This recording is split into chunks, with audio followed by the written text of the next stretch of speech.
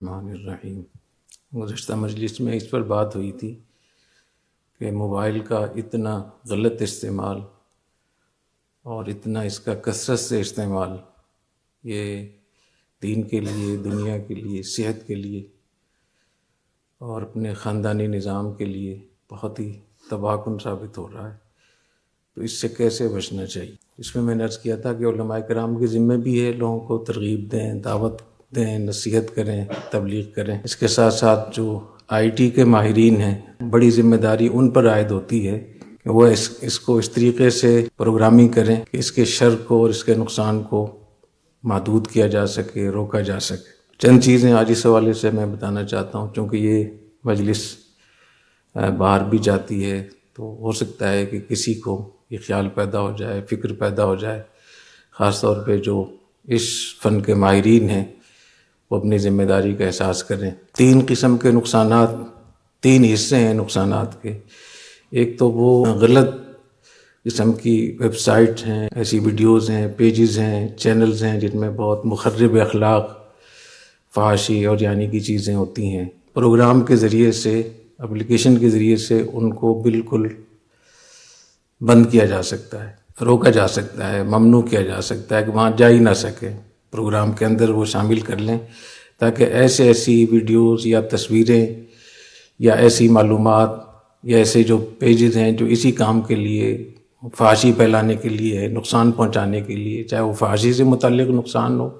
یا کوئی اور قسم ہو، تو پروگرامنگ کے ذریعے سے اس کو آپ روک سکتے ہیں کہ آپ کوئی جانا چاہے تو نہ جا سکے۔ دوسرے نمبر پہ ایسی چیزیں ہیں جن کو آدمی استعمال کرتا ہے خلوت سوچ کر کے، کوئی دیکھ نہیں رہا تو جتنا چاہو استعمال کر لو، جہاں چاہو چلے جاؤ، جو چاہو کر لو، انٹرنیٹ پہ، موبائل پہ، کمپیوٹر پہ۔ تو اس موبائل کو کنٹرول کیا جائے،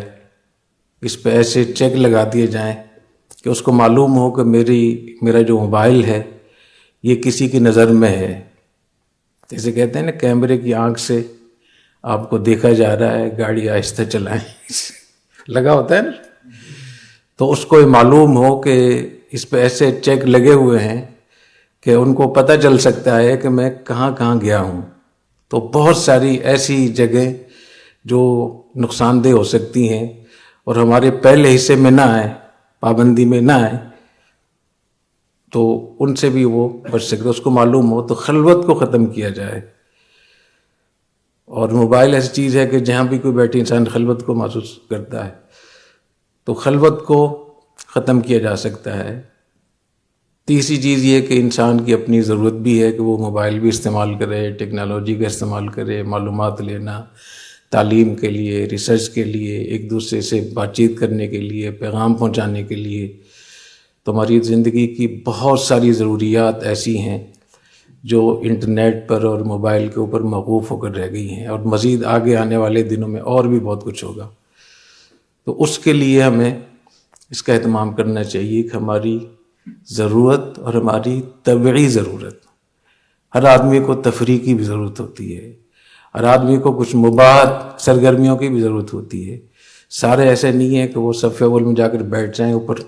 اور 24 گھنٹے اللہ اللہ کریں۔ تو ایسا نظام آپ کے پاس ہونا چاہیے کہ ان کو آپ ایک جائز استعمال بھی آپ دے سکیں۔ تو ایسی سرگرمیوں پہ مشتمل چینلز ہوں، پیجز ہوں،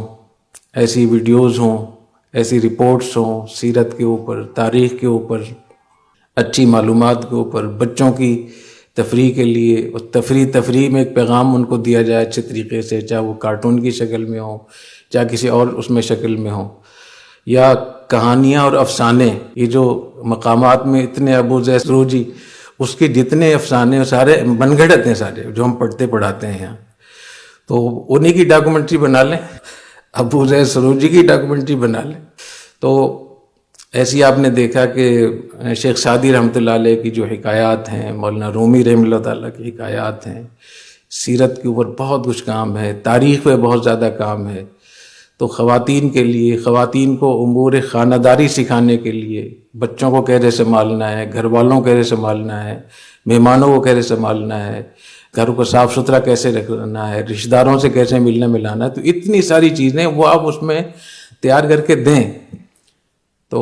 ایک وقت میں آدمی 2 چیزیں تو نہیں کر سکتا. تو جب جتنی دیر اس کو دیکھے گا، ایک تو اچھی چیز ملے گی اس کو، اگر اچھی چیز نہ بھی ملے تو خراب چیز تو کم از کم نہیں ملے گی نا، اس سے ہی بچے گا. تو اگر اس طریقے سے ہم اس کے 3 حصے کر لیں، وہ حصے جو بالکل غلط ہیں، چاہے وہ ویب سائٹ ہو، چاہے وہ ویڈیوز ہوں، چاہے وہ پکچرز ہوں،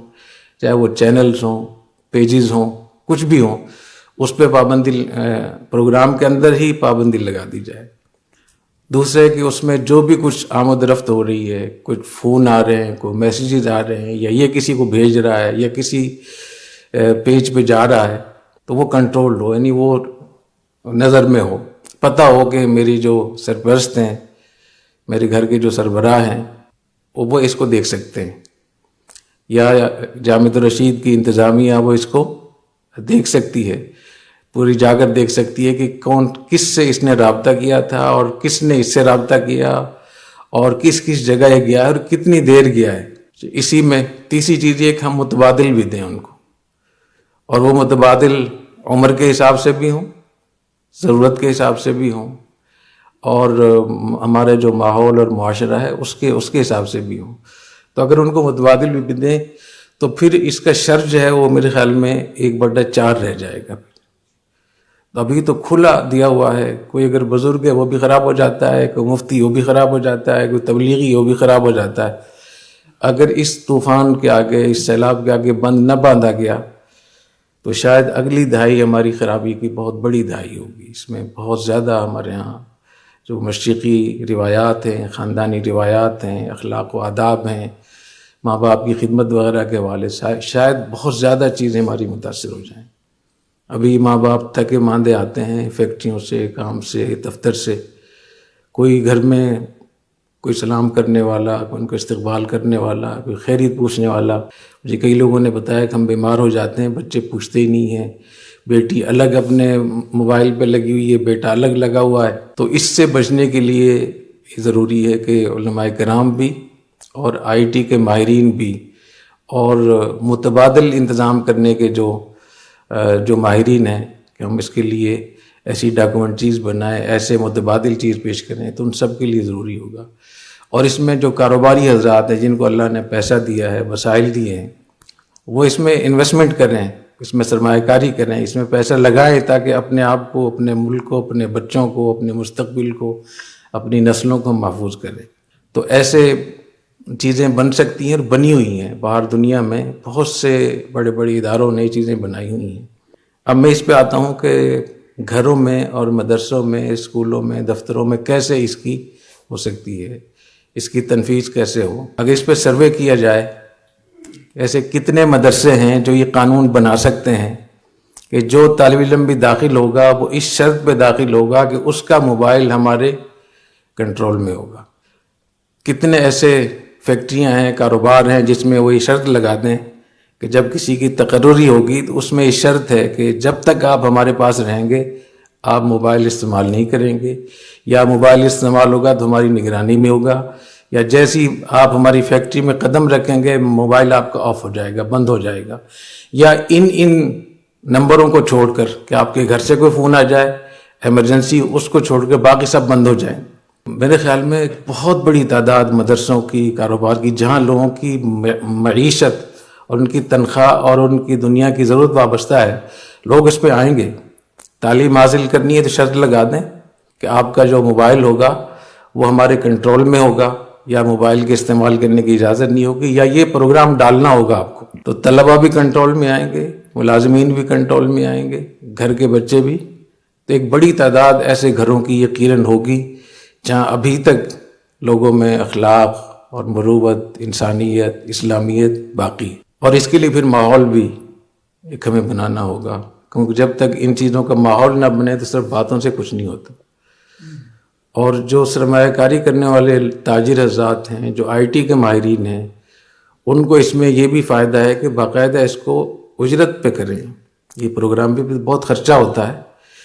تو یہ اس کی مارکیٹ ویلیو بھی بہت زیادہ ہوگی. ایسے اپلیکیشنز، ایسے پروگرام، ایسے سافٹ ویئر جن میں یہ سب چیزیں ہوں، میرے خیال میں بہت زیادہ چلیں گی. وہ تبلیغی جماعت میں جو بھی جاتے ہیں تو وہی پابندی لگا سکتے ہیں، اسکولوں میں پابندی لگا سکتے ہیں، دفتروں میں پابندی لگا سکتے ہیں۔ 2 یا 3 سال پہلے ہم نے ایک تجربہ کیا یہاں جامعۃ الرشید میں، فرانس کی ایک کمپنی سے ہم نے ایک اپلیکیشن خریدی 8,500 پاؤنڈ کی، اس زمانے میں 1 سال کا اس کا کی فیس تھی اس کی، وہ ہم نے ادا کی۔ 200 اساتذہ اور طلباء کو ہم نے اس میں رضاکارانہ طور پہ شامل کیا، جس میں خود بھی تھا، مفتی محمد صاحب بھی تھے، اور بھی کافی سارے حضرات تھے۔ اس سے ہمیں اندازہ ہوا کہ اس سے ایک تو یہ پتہ چلا کہ ہمارا کتنا وقت لگ رہا ہے موبائل پہ، روزانہ اس کی رپورٹ آتی تھی، اور اس کو باقاعدہ کنٹرول بھی ہم نے کر لیا کہ یہ سسٹم ہے، اور اس کا پورا پتہ چل رہا ہے کہ اس میں جتنے بھی لوگ ہیں وہ کہاں کہاں گئے ہیں۔ تو کچھ ہم نے ویب سائٹ بند کر دی کہ وہ جا ہی نہیں سکتے تھے، کچھ ایسی تھی جو کنٹرول میں آ گئی، پتہ تھا اس کا، متبادل کا ہم نے کوئی انتظام نہیں کیا تھا۔ تو اس سال جو ہمارے اساتذہ نے ہمیں رپورٹ دی تو لوگوں نے بتایا کہ ہمارے 3-3 4-4 گھنٹے بچ گئے، اور جو وہ غلط جگہوں پہ وقت ضائع کرنے کے لیے جا سکتے تھے وہ تو ویسے ہی بند ہو گیا تھا۔ تو اس شر کو روکنے کے لیے باقی جو 25% رہ جائے گا نا شر، اس کو نصیحت سے روکیں، اس کو تبلیغ سے روکیں، پھر تو ہوگا۔ اور اگر صرف نصیحت ہے وہ کافی نہیں ہے۔ اگر صرف نصیحت کافی ہوتی تو حضور اکرم صلی اللہ علیہ وسلم مکہ مکرمہ میں نصیحت ہی فرماتے رہتے، بس سب کچھ ہو جاتا۔ اتنی جنگیں اور اتنی حدود اور قصاص اور اتنا نظام کیسے وجود میں آیا سر؟ تو یہ کاروباری لوگوں پر بھی یہ لازم اور فرض ہے، اپنی نسلوں کو بچانا فرض ہے، اپنے خاندانی روایات کو، اپنی اسلامی جو ہمارا